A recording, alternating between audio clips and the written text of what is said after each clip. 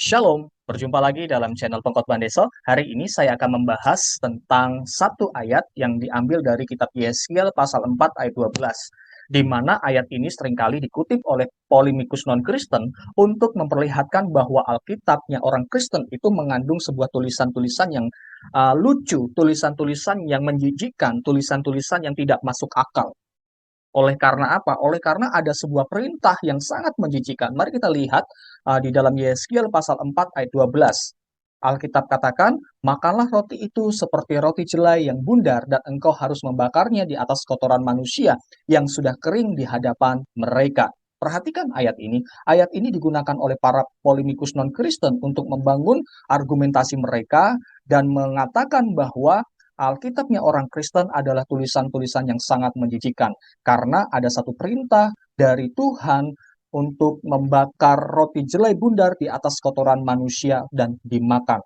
Jadi bagi mereka ini adalah satu hal yang menjijikan. Tidak seharusnya ada di dalam kitab suci. Sekarang bagaimana dengan kita sebagai orang percaya untuk memahami ayat ini? Sehingga kita dapat membangun sebuah argumentasi untuk kita memberikan jawaban bagi orang yang mempertanyakan tentang apa yang kita percaya ini, secara khusus tentang Alkitab.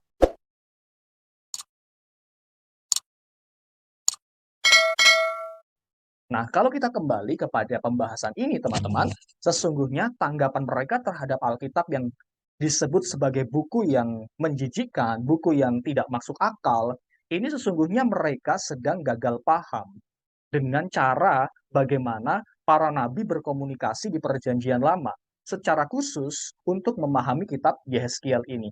Jadi kalau kita melihat teman-teman di dalam kitab Yeskiel, Nabi Yeskiel di dalam kitab ini menulis seringkali menggunakan bahasa simbolik, tindakan sebagai tanda atau sebuah tindakan sebagai tanda. Hal ini dapat diperjelas demikian, tindakan-tindakan nonverbal. Jadi ini adalah sebuah tindakan-tindakan nonverbal yang digunakan secara sengaja oleh para nabi supaya isi pesannya dikomunikasikan melaluinya.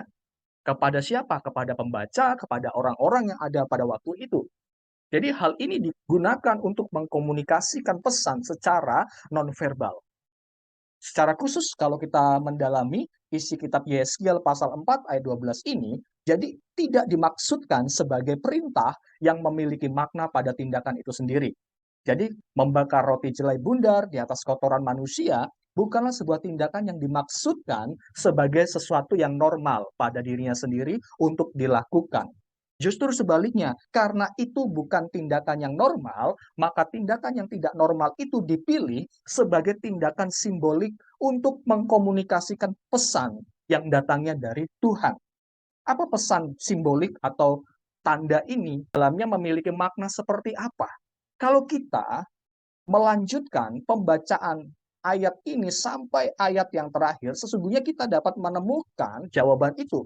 Kita hanya perlu terus membaca, lalu kita tiba pada ayat 13, di mana di sana berbunyi, Aku akan membuang orang Israel ke tengah-tengah bangsa-bangsa, dan demikianlah mereka akan memakan roti najis di sana. Jadi poinnya adalah makanan yang najis. Jadi tindakan membakar roti jelai ini di atas kotoran manusia dimaksudkan untuk mengkomunikasikan pesan bahwa Israel sebagai bangsa pemberontak yang telah merusak perjanjian dengan Tuhan akan dibuang. Jadi mereka akan masuk pada masa pembuangan. Mereka tidak punya pilihan lain selain memakan makanan yang najis. Sebagaimana kotoran manusia adalah sesuatu hal yang najis.